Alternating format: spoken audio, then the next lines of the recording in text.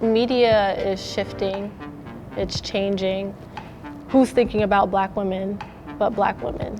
And I want to really encourage everyone to think about Black women, in thinking of Black women, thinking of themselves.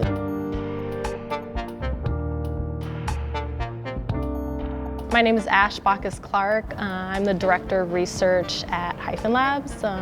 We are an interactive design studio. We do immersive installations using new emerging technology.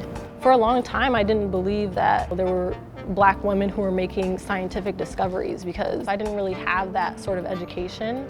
My mom and dad were history buffs, like they read a lot, they encouraged me to read, exposed me to a lot of music, so I knew myself and I knew the beauty of my culture, but that was never taught to me in school. And when you look at the way that Black people have been portrayed in media throughout the history of it, I think that really weighs heavy, and so it's really important for us to shift these references and shift media to show more nuanced stories about our culture and to edify it. That's good. Perfect. And do you see the welcome banner in front of you? Yes.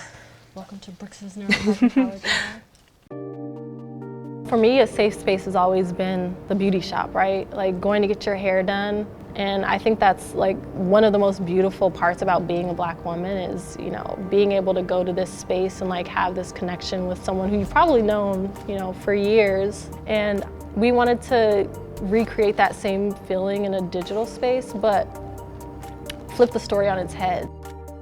Our title is polarizing. It's NeuroSpeculative AfroFeminism. It's taking these ideas that are seemingly disparate and mashing them together. And it's all centered around projecting Black women as the pioneers, you know, across the landscape of emerging technology, predicting where our brains are evolving and what they're evolving into, but using a familiar space, which is the salon, to be a vehicle for telling the story. I really think that there is something about Black culture that makes it the barometer for things that are progressive and that are cool.